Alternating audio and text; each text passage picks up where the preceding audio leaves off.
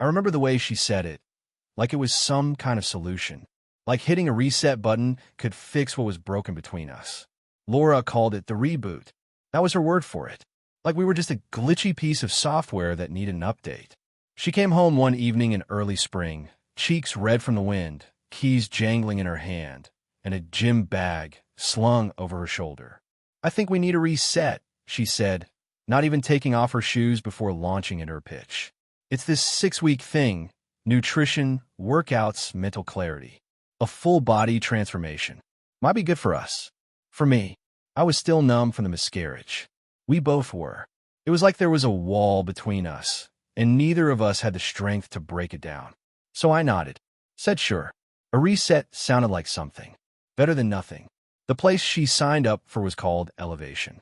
Real fancy setup, blacked-out windows, sharp white logo, everything clean and expensive looking. Laura said her trainer was this guy named Trent. Former baseball pro, certified in all kinds of stuff, nutrition, movement, meditation. She lit up just talking about him. That was clue number one. At first, I was just happy to see her smiling again. She'd wake up early, make her shakes, come back from the gym glowing. She looked more alive than she had in months. I figured maybe this really was helping her heal. Helping us heal. Then she started wearing tighter clothes. Crop tops. Sports bras. Not for me, just around the house. Clue number two. And then came the late workouts. Trent says I've got great mobility, so he's doing some special sessions with me after hours. Helps with recovery, she told me once, eyes glued to her protein shake, not even looking at me. The way she said it, it sounded like a line she had practiced in the car. I wanted to believe her. I really did. But one night while I was making dinner, she left her phone on the kitchen counter. It buzzed. Lit up. A message from Trent. "Can't stop thinking about last night. Still sore." And just like that, everything changed. One of those moments that cuts your life clean in half. There's before the text, and there's after. I didn't say anything right then. Just stood there staring at the message, the smell of burning chicken filling the kitchen. She said she had to run to Whole Foods. I sat at the counter in the dark, letting it all sink in. She was sleeping with her trainer, while I was working extra hours to keep the lights on and pretending our marriage wasn't on fire. But I did not blow up. Not that night. Not the next. I waited, started gathering the pieces. Watching, listening. I became a ghost in my own house. She barely noticed. Her whole world was in that phone, and none of it had anything to do with me anymore. That is when I made up my mind. I was not going to yell. I was not going to cry or beg or plead. That is what she expected. Instead, I took control. I went through our accounts, passwords, bills, found out she had a new credit card I never knew about. She had been pulling out cash late at night, always in small chunks. She was planning for the fallout before the first spark had even hit the floor. So I gave her nothing. No explosion. Just silence. She started to look uneasy, kept glancing at me at dinner like she was trying to figure out what I knew. But I gave her nothing. And then I went to that gym. Not to lift weights, just to see him. Trent looked exactly like the type. Tall, tan, arrogant grin plastered on his face like it was permanent.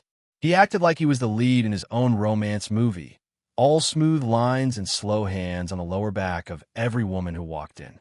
He was not in love with Laura. He was just making the rounds. I signed up for a trial week. Got assigned a different trainer. Started watching. Taking mental notes. Waiting for the opening. And when she left one night, claiming she had another late session, I followed. That condo by the river? I watched her walk right up to it. Watched Trent pull her inside with a smirk and a tug on the hand. The lights went off within a minute. I did not need a photo. That image will stay in my head for the rest of my life. Next morning, she came home and acted like nothing happened. Said she went for a run. I kissed her on the cheek and said good morning. And then I started the next phase. I call it the isolation protocol. First, I changed all the passwords. Netflix, email, thermostat, Wi-Fi. Weird, she said that night when her phone could not connect. I nodded. Router must be acting up. I rerouted our Amazon account. Blocked her favorite stores. Froze the grocery credit card. Nothing major. Just a bunch of small cuts in her little world. And she started to feel them. Then I left a sticky note on her windshield at the gym. Just 7 words. I know. A friend. That night, she walked in early. No gym bag. No smile. Have you noticed anything weird lately? Like someone's following you? She asked, chewing on her words. I looked up from my book. No. Should I? She shrugged.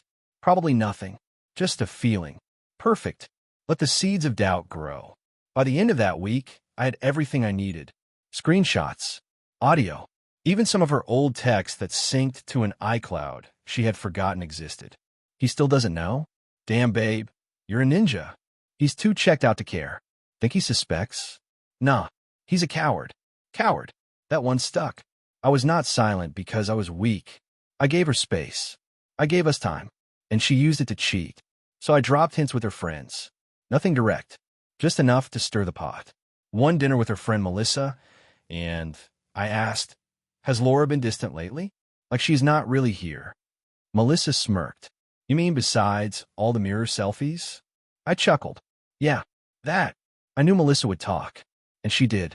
Laura's text to Trent slowed down after that. Not gone, but less bold. She even tried to seduce me one night. Candles. Music.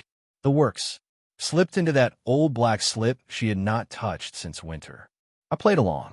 Afterward, while she snored softly in my arms, I messaged my lawyer. We had a prenup, and it had an infidelity clause.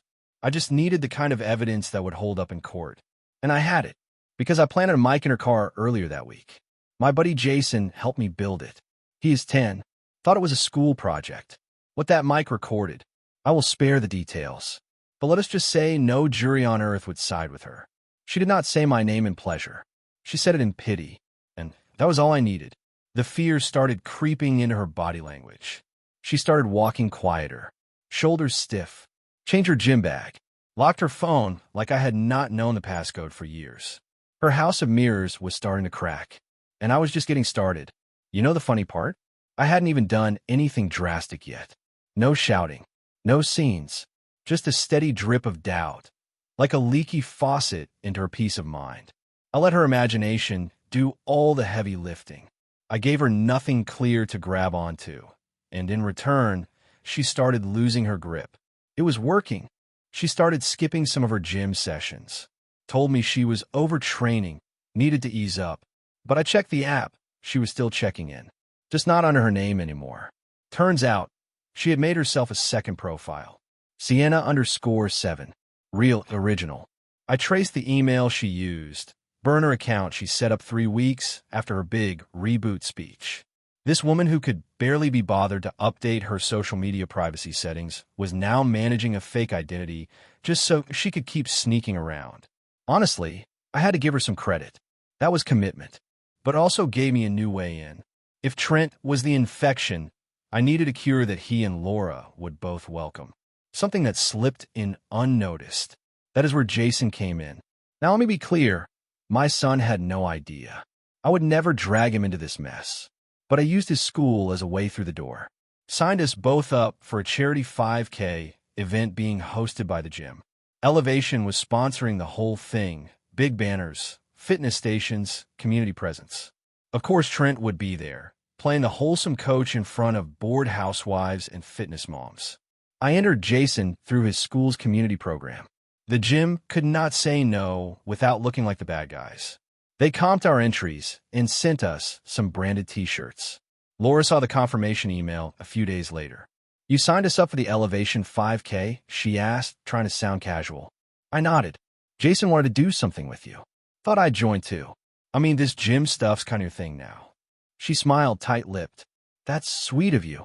Yeah, real sweet. Race day came, and she showed up looking like she was walking into a photo shoot. High ponytail, those black leggings she had not worn since before the miscarriage. Fake cheer in her voice. Jason took off like a rocket, his little legs pumping like he was chasing the finish line alone. Laura and I jogged together, but she kept scanning the crowd. She said nothing, but I knew she was searching for him. And then she saw Trent, standing near the water station, all smug and tan, handing out bottles with the Elevation logo like he was mayor of the gym. The second he locked eyes with Laura, he stiffened. I almost laughed out loud. He was not expecting her to show up with me. Or our son. Trent was a smooth operator when things stayed in the shadows. But out in the open, in daylight, not so much. I saw it in his face. He was not just nervous. He was rattled. Laura barely said 2 words the rest of the day. Later that night, once Jason was in bed, I logged into Elevation's event site. What she didn't know is that the school sponsorship gave me back-end access, donation tracking, profile info, all of it. And there it was, hidden in plain sight. Trent Hartley, $10,000 donated under Hartley Performance, LLC. With a note, for recovery support, Sienna_7. Her fake account, their little secret, funded like a private arrangement. That wasn't charity. That was hush money. I took screenshots, downloaded the list. Then I sent it from an anonymous email, Proton Mail, untraceable. I sent it to Trent's partner, Elevation's operations lead, and, just for good measure, I included a local fitness influencer I knew loved gossip more than protein shakes. I never said her name. I didn't have to. The pieces were there for anyone to put together. 2 days later, Laura's mood turned hard and sour. Said the gym was becoming toxic. Said she might cancel her membership. Her voice cracked just a little when she said it. I just nodded and kept quiet. She poured herself a big glass of wine that night and locked herself in the bedroom. That was when I made my next move. I sat down across from her on the bed, looked her square in the eye, and said, calm as a lake on Sunday morning, I know about Trent. She went still. Her hand froze mid-sip. Her lips parted, not in shock, but in something else. Relief. She let out a shaky breath and whispered, I was going to tell you. No, I said, keeping my tone steady. You weren't. She looked confused, waiting for the explosion. It never came. I'm not mad, I added. I'm not here to fight. I just want you to know, I forgive you. That stunned her more than yelling ever could have. You forgive me? I smiled a little. Of course. What I didn't say. Forgiveness is the best disguise. Let them think you're done fighting. Let them relax. Then you strike. 3 days later, I caught her standing in the kitchen around 2 in the morning, barefoot, back turned to me, scrolling through her phone in the dark. She didn't hear me. I watched from the stairs. Her thumb hovered over Trent's message thread. Then she swiped left. Delete conversation. She drank orange juice straight from the bottle after that. No glass. Just a gulp. Like she was trying to wash down the taste of her guilt. That was the real tell. She never drank juice. Too much sugar, too many calories. But more than that, she never drank anything that wasn't pre-measured. Laura had always lived her life in clean lines and curated routines. This was chaos. The next morning, she was suddenly back to being the perfect wife. Made coffee, packed Jason's lunch, even slipped a note inside, first time in years. She was putting on a show again. And then she brought it up. We should get away this weekend. Just the two of us, she said, trying to sound light. I nodded. Sounds great. She picked some overpriced cabin in the mountains near Asheville. Said it had a hot tub, a fireplace, and no signal. Secluded. Romantic. She thought she was in control again. Let her think it. Meanwhile, I had sent Elevation's head trainer, Monica, an anonymous tip. Trent's behavior. The burner account. The messages. The donation. Everything. Monica ran that gym like a drill sergeant. No nonsense. No drama. Former law enforcement. And she had zero tolerance for employees crossing the line with clients. She would not just fire him. She would bury him. By Friday morning, the fallout had started. Trent wasn't fired, at least not yet. But he was suspended while certain complaints were being looked into. The kind of internal review that means the axe is just a matter of time. Laura found out the same day we were heading up to the mountains. I was tossing my bag into the truck when I heard her mumbling near the front window. Phone in hand, eyes stuck to the screen. Something's going on at the gym, she said, not really looking at me. Oh yeah, I asked, zipping on my duffel. Trent's not there anymore. Monica says there's an investigation. Something about boundaries or misconduct. Then she paused and turned slowly toward me. You don't think this has anything to do with? I raised an eyebrow. With what? She didn't finish the sentence. Didn't have to, because deep down she already knew. And I let her sit with that. The whole ride to Asheville was dead quiet. No music, no phone chatter, just the steady hum of the road and whatever thoughts she was trying to outrun. About halfway up the mountain, she finally spoke. Are you really okay? I'm good, I said, straight ahead. No, I mean with us. I let her words hang there. Didn't rush to answer. Because silence? Silence is what guilt hates most. Finally, I said, let's just enjoy the weekend. That's what we said we needed, right? She nodded, bit her lip, blinked too fast like she was holding something back. The cabin she picked was nice. Way out in the trees, smelling like pine and old wood. Expensive for what it was, but I knew why she chose it. She wanted to feel like we were hitting reset. She tried that first night. Brought out the wine, lit a few candles, even rubbed my shoulders like she used to. But her hands were cold. Not just in temperature. Cold in the way people are when they know the show's almost over. She turned in early. Said she was tired. I stayed up. Sat by the fireplace while the flames dropped to coals. Pulled out a little notebook I'd been keeping. Started writing. Not for court. Not for evidence. For myself. Lies. Dates. Conversations. Just lining up the truth in black and white. Because revenge isn't always about punishment. Sometimes it's about knowing exactly where you're going when you leave the wreckage. The next morning, she was in the shower when I slipped the envelope on her nightstand. One clean sheet of paper. A proposal. Divorce terms. No alimony. No court battle. Custody to me. No mess. Just closure. Then I stepped outside with my coffee and called my lawyer. He picked up right away. Is everything lined up? I watched the fog drift through the trees. Just about. Because this wasn't just about ending things. This was about making sure she had nothing left to cling to. Not the gym. Not the lifestyle. Not the story she'd been building with someone else. I didn't have to wait long. I heard the water shut off. Heard the steps across the floor. Then came that sound I hadn't heard from Laura in years. Not yelling. Not sobbing. Just stillness. She walked out in a robe, hair still dripping, holding the envelope like it was a live wire. What is this? She asked. I looked up from the porch. It's a clean break. Her face twisted. You're leaving me? I'm giving you a way out. No drama. No headlines. Just a signature. She gave this short, humorless laugh, then said, You think I'm going to sign this? You should. It's the best offer you're going to get. She stared at me, jaw tight, robe falling slightly off one shoulder. I could see the gears turning, trying to figure out what she could still salvage, how to spin this, how to recover. Then she tried the sympathy card.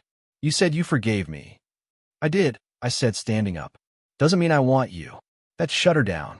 Right there. She hadn't prepared for that one. Women like Laura, they plan for tears. For yelling. For men falling apart at their feet. But cold detachment? That throws them off every time. She dropped down onto the edge of the bed, holding the paper like it had teeth. After a while, she whispered, Why now? I could have listed 100 reasons. The lies. The fake accounts. The way Trent looked at me like he'd already won. But the real reason? I wanted her to know what it felt like to be discarded. To be the one left behind. So I said, Because you weren't ready for the consequences before. But now, you are. That hit her. But she still tried to stand her ground. You think this is punishment? She said, eyes flashing. You think I'm just going to crumble because you're walking out? I walked back inside and handed her my phone. No words. Just a pause video. Security cam footage. From elevation. Her. Trent. In the back room. Hands all over. Full audio. She froze. I sent copies to Monica, I said. Also to Trent's bosses. And to a few women I know he's been training on the side. Her mouth dropped open. Pale as a ghost. He's not suspended anymore, I added. He's finished. Still no response. So I kept going. I also sent our financials to the IRS. The coaching payments? The new account? Looks a lot like unreported income. Her voice finally came back. You're bluffing. No, you're projecting. And then the real nail in the coffin. Remember Jason's college fund? She flinched. Gone now. But not because you touched it. He did. Her eyes widened. He moved it. Into an untouchable trust account. Full restoration. Smart kid, huh? You're lying. Nope. He helped me trace your burner account too. The one you used to schedule gym sessions with Trent. He cracked your email. Saw everything. Even the ones you tried to delete. She dropped back onto the bed like her legs just gave out. That was the moment I knew I had her. Everything she thought she controlled. Her reputation, her escape plan, her secrets. It all turned to ash in her hands. I walked over to the window, opened it, and let the fresh mountain air pour in. This isn't payback, Laura, I said. This is demolition. You built something on someone else's heart, and now I'm just clearing the site. She whispered, You're a monster. I nodded. You made me. She just sat there, staring at the contract like it was the last piece of her story that still made sense. I packed my things, stepped out onto the porch, pulled out my phone, and called Jason. He answered on the first ring. How'd it go? He asked, cool as ever. Like someone waking up in a house they set on fire. He chuckled. Told you it'd work. Yeah, I said. You were right. He was quiet for a second. So what now? What now? Well, Laura didn't reach out for 2 full days after that. And that silence? It felt like peace. When I walked out of that cabin, I did not look back. I left her there, surrounded by the smoke and silence of everything she thought she had control over. I never sent a text, never picked up the phone. No, we need to talk. No, you misunderstood. And definitely no, we can fix this. She knew it was over. What she had not realized yet was that I was not done. See, endings come with debris, collateral damage. And Laura? She was not the only one standing in the blast zone. The first to crack wasn't her. It was Trent. He called my office line, not my cell. The landline no one ever uses unless they dig deep. I picked up, thinking it was a client. The voice on the other end skipped the greeting. Just started with, You are a real piece of garbage. You know that? I did not even blink. Trent's voice was tight, shaking at the edges. The tough guy act was gone, replaced with someone cornered. He kept going. I lost everything. Clients, endorsements, the board's launching a review. My lawyer says your little hacker kid tampered with my records. That's a federal offense, man. I kept my voice flat. By all means, report it. Let me know how that goes, especially after they see your NDA breaches, client misconduct, and the little problem of your videos floating around on shady burner sites. He went quiet. You leaked those, he finally said, barely above a whisper. No, I said. You filmed them. I just reminded you that cameras work both ways. Trent thought he was in charge, but guys like him always forget. You can't outplay someone who built the table you're sitting at. I hung up mid-sentence. Let him stew in silence. Laura, meanwhile, had crawled back to her sister's place. I would not have known if it wasn't for Melissa. She messaged me, short and hesitant. She's not doing well. I thought you should know. Not defending her, but it's getting dark. I didn't respond, but I appreciated the tip. Melissa liked feeling useful. Now, she could play rescuer while I stayed far away. Still, some part of me wanted to see Laura again. Not for closure. Not for revenge. I just wanted to look her in the eye now that the lies were stripped away. See what was left. I waited until Monday. That was the day I knew she would try to see Jason.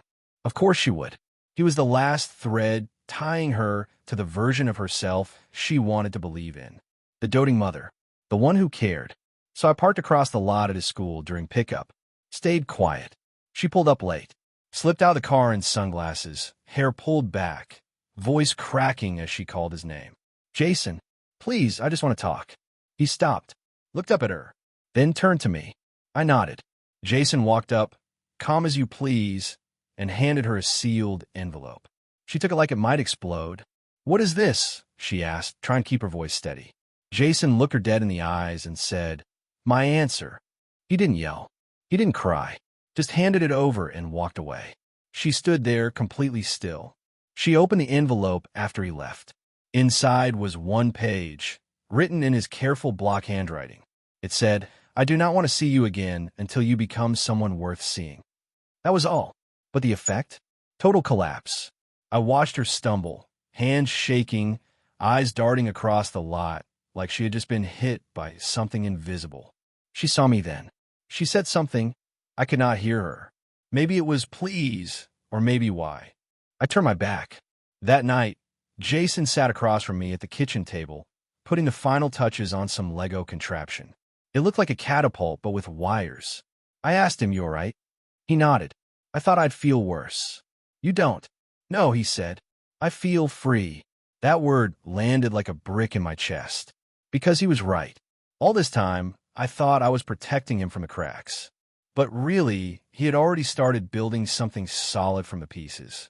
And there was still one more move left to make. Her job. I had not touched it. Not yet. Laura worked for one of those lifestyle brands. Glossy packaging, pastel quotes, fake peace. The kind of place that sold Inner Balance right next to overpriced vitamins. They call themselves BIR. Balance. Intent. Renewal. Seemed fitting. Laura was the face of their stress relief campaign. Literally, her photo was on the product boxes. So I sent a package of my own. No note. No name. Just a thumb drive sent to the brand manager. Inside, screenshots, messages, video stills, everything. The real Laura. By Friday, she was let go. Or, as the press release put it, they had mutually decided to part ways. Translation. She became a problem. A week later, I got an email. Subject line, please message. I understand now. I truly do. I miss him. I miss you both. I'm sorry. For all of it. I did not open it. I did not need to. Please is a powerful word, but it only works if the person saying it still has something to offer. Laura didn't. Weeks went by. She stopped reaching out. Stopped showing up. No more calls. No more emails. Not even a shadow by the front gate, hoping Jason might spot her. She had been cut loose, and, without strings, she had no moves left. The house got quiet again, but not empty. Jason and I built a new rhythm. No big speeches. No new rules. Just time, space, and something that felt like trust. He kept building things. Cities out of Lego. Machines from old wires and broken electronics. He once rewired a toy webcam to act like a motion detector. I asked him, "What are you trying to catch?" He said without looking up, "Not catch. Prevent." That one stuck with me. There is a difference between revenge and preparation. Between getting even and moving forward with your eyes open. I'd spent months tearing things down. And now, standing in the ash, I realized we were finally building again. And this time we were building it right. Funny thing about ashes, they do not lie. They show you exactly what was holding up the house and what was just pretending to. That is where I was. Picking through the wreckage, sifting through what was real and what never had a chance. I was boxing up the last few things when I found it. An old external hard drive shoved in the back corner of our bedroom closet, behind a pile of sweaters she had not worn in years. The label on it was simple, written in faded Sharpie. Backup, 2020 that year. The one we lost the baby. The one she stopped laughing. The year Laura stopped meeting my eyes when we touched each other. The year she started drifting into a version of herself I did not recognize. Curiosity got the better of me. I plugged it in. Hundreds of photos loaded up first. Vacations, birthday parties, little moments. Jason in a cowboy hat. Laura holding a sparkler. Me grilling under gray skies. Smiles that, at the time, felt real. Then came the folders. One was labeled Journal. Inside were dated files. Simple Word documents, stretching from late 2019 to mid-2021. I opened the first one, and there she was. Not her voice, the one she used around company. But her real one. Unfiltered. Messy. He doesn't look at me the way he used to. Maybe he's afraid. Or maybe I am. We're just roommates now. With history. And silence. I kept scrolling. Some entries rambled. Some were more like confessions than thoughts. But one stopped me cold. There's a trainer at the gym. He sees me. I mean, really sees me. I haven't crossed any lines. Not yet. The date on it? February 14th. Valentine's Day. She talked about guilt, about feeling lost, how she cried in her car after their first kiss in the staff bathroom, how she swore she would not let it go further. Then, 2 weeks later, I stayed over, told Alex I was at Jen's place. When I got home, he was still up. He made me tea. I don't deserve him. Reading it, I did not feel angry. I felt empty, like I was reading the final medical report on something I had already buried. She had wanted to stop. She had felt bad. But guilt is not a shield, and regret does not undo damage. All it really does is try to get forgiveness from the person you hurt, because you're not strong enough to forgive yourself. I closed the file, left the drive where I found it. I did not erase it. I did not need to. Some things are better left untouched, like a gravestone with no flowers. That weekend, Jason and I packed the truck and drove out to the coast. Nothing fancy, just a little rental by the water. Sand, salty air, cheap food, and paper baskets. I watched him run through the waves with his jeans rolled up, laughing like the world had never tried to take anything from him. At dinner, he looked at me across the table. Are we moving? Why do you ask? He shrugged. Because you always say places hold echoes. And I don't think our house is done echoing yet. That one landed deep. Kids know. Even when we try to spare them, they still hear the parts we whisper. So I made the call. We listed the house. I never told Laura. She did not need to know. That home had not belonged to her in a long time. Not legally, not emotionally, and sure as hell not in spirit. She gave up her claim to it when she let someone else cross the threshold. While I was packing, I found an old photo album, one she made before Jason was born. Her handwriting scribbled under each picture. This is where we laughed. This is when we started picking baby names. This is the view we said we'd grow old to. I did not throw it out. Some memories deserve to be carried, even if they hurt. I packed it into Jason's memory box. Figured he could decide what to keep one day and what to forget. As for me, I started drawing again. Not with metaphors. Real plans. Actual blueprints. I had been toying with the idea of turning an old boat garage near the marina into a small workshop. Not a business. Just a space to build things. A place that was mine. Because tearing something down feels good, but building something from scratch, that is where the real healing starts. On our last night in the old place, I stood in the living room, staring at the bare wall where a photo used to hang. The three of us, smiling, framed in a moment that should have lasted forever. Now, just nail holes and faint outlines in the paint. Funny how quiet a house gets when you strip out all the lies. Jason had fallen asleep on the couch, curled under the old green blanket, his tablet resting on his chest, paused halfway through some video about engineering. Notebooks lay open beside him, full of diagrams and circuit sketches. He was building too. I walked through each room that night. The hallway where we marked Jason's height in black marker until Laura said it made the place look cheap. The kitchen drawer where I kept that bottle of scotch for the days I felt invisible. Our bedroom, where so many things ended before I ever saw them slipping away. I did not take much.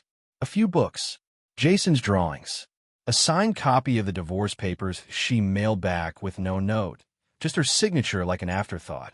I thought that signature would bring closure. It didn't, but it gave me space. Space to stop hunting for ways to hurt her back. Space to stop carrying her shadow into every corner of my day. She was taking care of the fallout all on her own. Melissa, because of course it was Melissa, told me Laura had moved in with a cousin 2 towns over, working part-time at a yoga studio. Her face scrubbed off every BIR campaign. Her story rewritten in whispers and half-truths. Trent? He had apparently relocated to Arizona to restart his career. Some rumors stick, like mud you can never fully wash off. Jason asked once if we would ever see her again.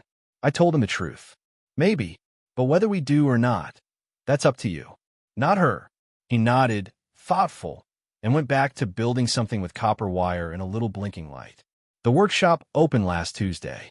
Still smells like sawdust and fresh starts. I called it Second Wind. A little corny, maybe, but fits.